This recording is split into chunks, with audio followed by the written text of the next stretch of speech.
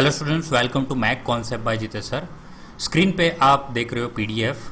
ये है कैम की इम्पोर्टेंट क्वेश्चंस की पीडीएफ है, कैम आईएमपी क्वेश्चंस। अब इस पीडीएफ के अंदर आप देखो टॉपिक नंबर 4.2, तो सीएनसी पार्ट प्रोग्रामिंग। तो सीएनसी पार्ट प्रोग्रामिंग हमें जो सीखना है, ये आप देख सकते हो एग्जाम में ऐसे ये क्वेश्चंस है। ये सॉल्व कराने से पहले आपको इसका पता होना बहुत बहुत ज़रूरी है। प्रोग्रामिंग फॉर्मेट एंड स्ट्रक्चर, मतलब उसका एक फॉर्मेट और एक स्ट्रक्चर होता है। उसी सीक्वेंस में आपको पूरा प्रोग्राम लिखना होता है, हर एक ब्लॉक को अच्छे से लिखना होता है। तो फॉर्मेट कैसे होता है और स्ट्रक्चर कैसे होता है, तो इस वीडियो में हम फॉर्मेट और स्ट्रक्चर सीखेंगे।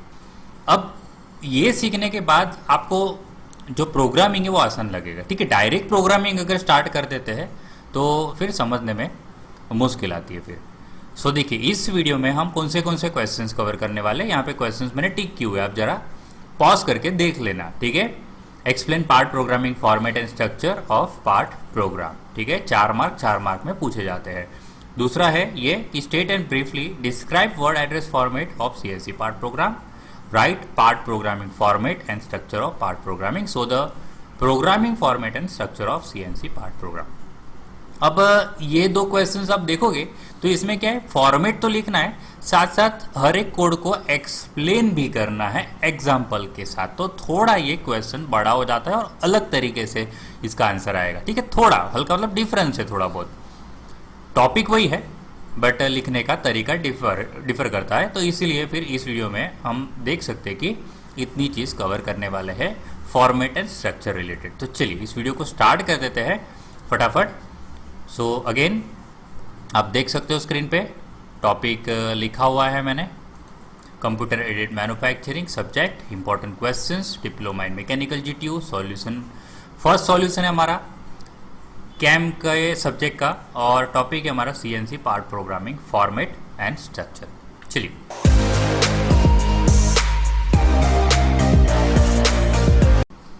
सबसे पहले बात करते देखिए कि there are different codes use in CNC part programming.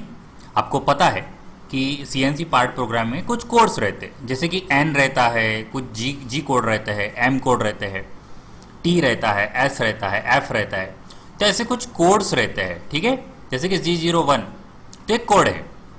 तो there are different codes CNC part programming में यूज होते हैं, which are represented in word address format. अभी इनको मतलब ये जो मैं आपको बताया G01 है, ये सब इसको जो लिखना होता है उसको कैसे रिप्रेजेंट करना है, which are represented in word address format. Okay, point to be noted कि वर्ड एड्रेस फॉर्मेट में हमें इनको रिप्रेजेंट करना होता है। इनको वर्ड एड्रेस फॉर्मेट में ही लिखना होता है, आप आगे पीछे नहीं लिख सकते। जैसे कि फॉर एग्जाम्पल जैसे कि N05 है, उसके बाद मेरी मर्जी है कि मैंने M30 लगा दिया, फिर मैंने G01 लगा दिया, तो ये रॉन्ग हो जाएगा, ऐसे नहीं चलेगा भाई। सीक्वेंस मेंटेन करनी पड़ेगी, पहले N05 आएगा, फिर G01 आएगा, उसके बाद आपको फिर M कोड यूज करने हैं तो करने हैं। ठीक है, फिर X Y Z आएंगे ना, जो भी इंस्ट्रक्शन आपको देनी है, उसके बाद M कोड यूज करिए आप।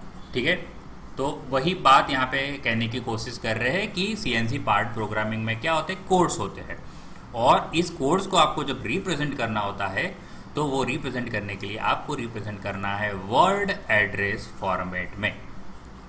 अब ये कोड्स होते क्या है, this codes are the instructions. Again इस पे थोड़ा और फोकस करिए।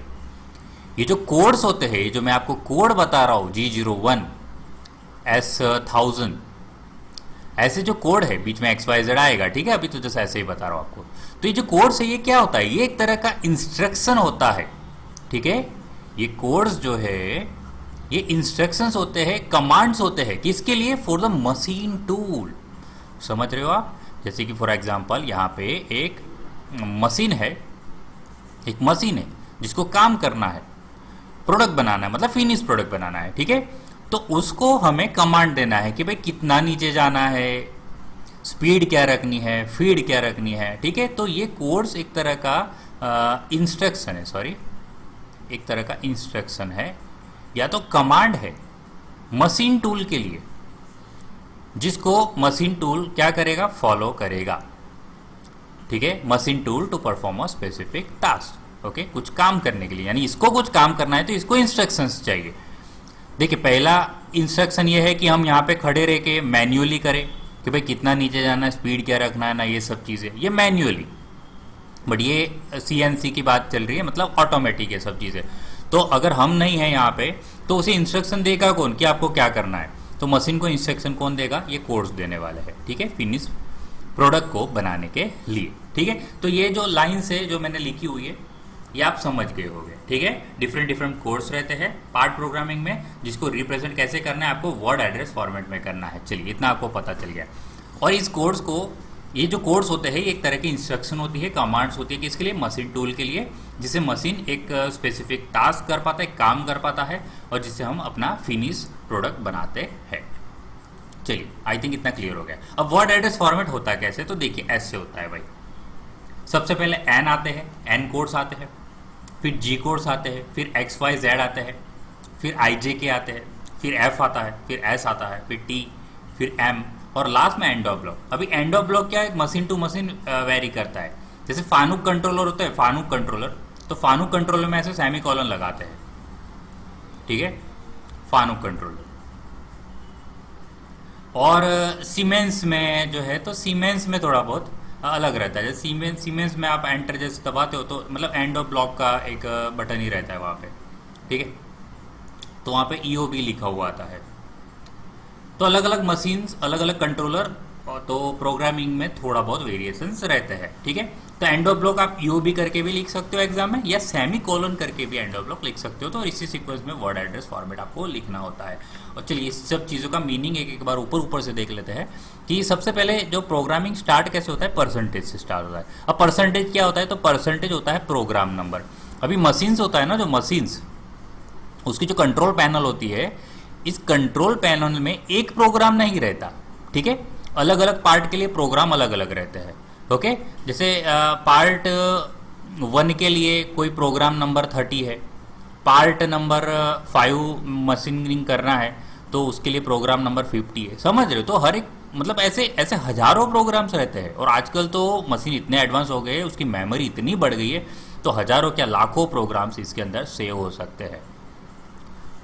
तो इसीलिए प्रोग्राम का सबसे पहले आता है नंबर। अब ये सब चीज़ें मैं आपको जब प्रोग्रामिंग कराऊंगा, जब हम एक जॉब बनाएंगे, उसका पूरा प्रोग्राम लिखेंगे, तब आपको पूरी तरह से अच्छे से समझ आ जाएगा। अच्छा, ऐसे आपको प्रोग्राम लिखना है।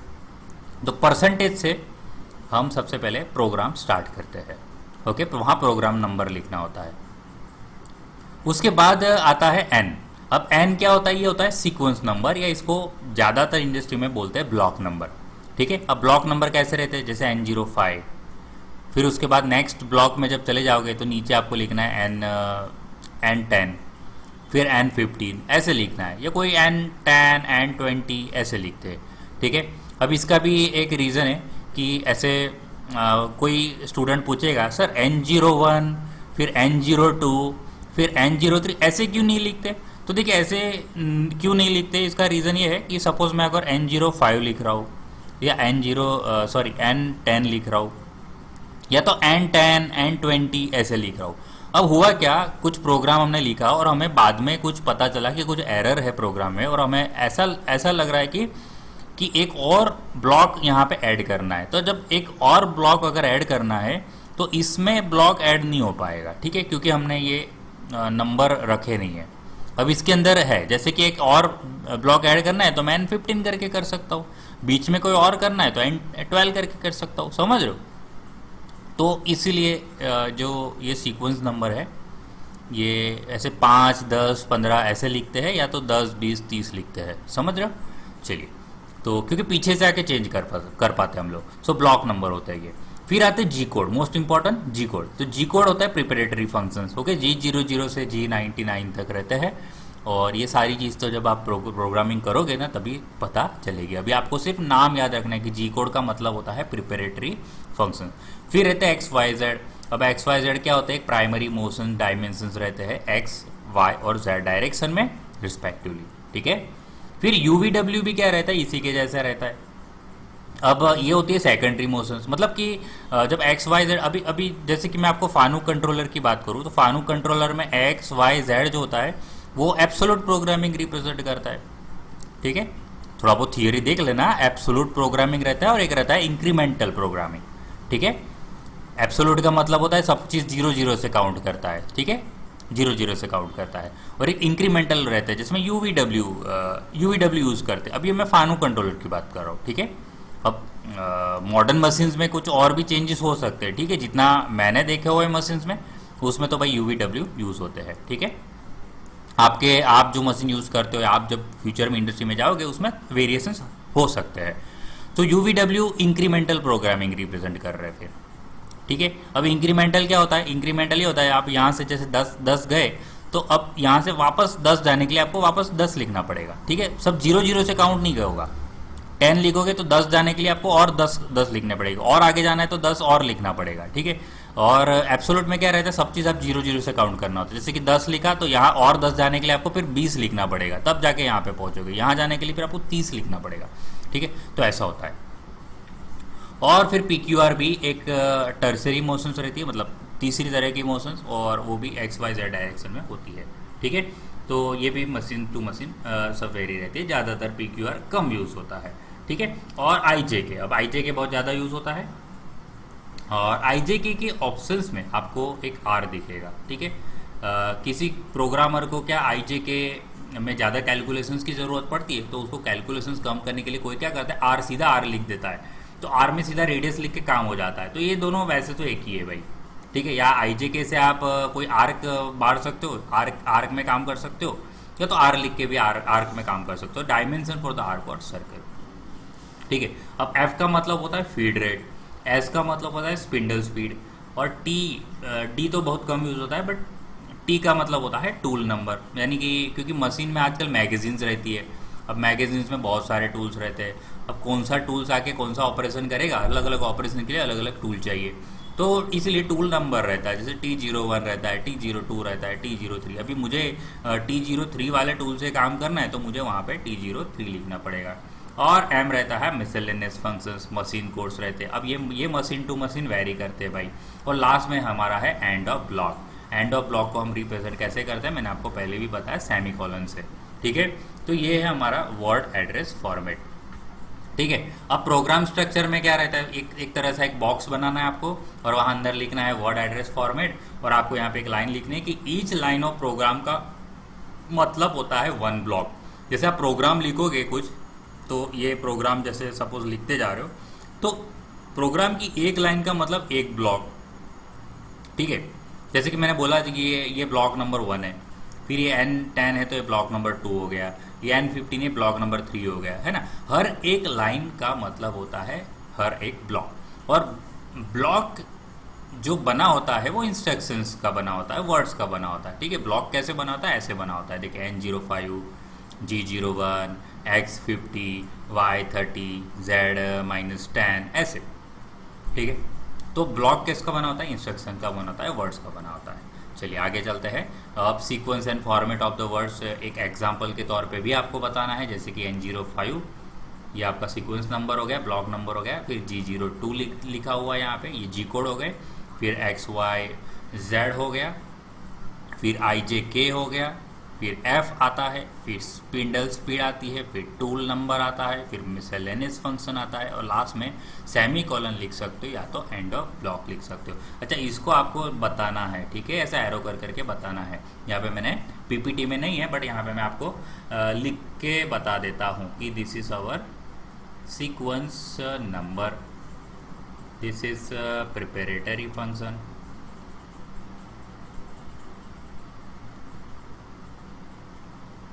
Preparatory function. ठीक है, and this is destination coordinates, मतलब जहाँ मशीन के टूल को जाना है वहाँ डेस्टिनेशन कोऑर्डिनेट। अच्छा, ये नंबर अभी ऐसे ही लिखे हुए हैं ना, मतलब कोई ऐसा इसका अभी मीनिंग नहीं है, बस समझाने के लिए एग्जाम्पल है। This is distance to centre of circle, circle के सेंटर तक का डिस्टेंस। ये होता है फीड रेट, एफ जो होता है वो होता है फीड रेट। एस होता है स्पिंडल स्पीड, जो आगे मैंने आपको बताया, स्पिंडल स्पीड। फिर टी होता है टूल नंबर, और लास्ट में एम जो रहता है वो रहता है miscellaneous function.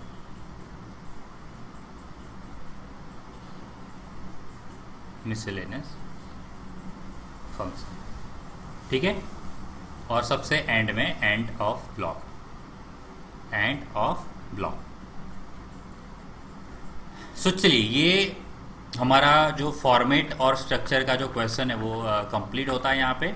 So I hope कि आपको ये क्वेश्चन का आंसर, सॉल्यूशन समझ आ गया है। अभी नेक्स्ट वीडियो में जो सॉल्यूशन 2 है उसके अंदर हम पार्ट प्रोग्रामिंग स्टार्ट कर देंगे, ठीक है। सो चलिए, उम्मीद करता हूँ कि आपको समझ आया, और अब मिलेंगे नेक्स्ट वीडियो में। थैंक यू, जय हिंद।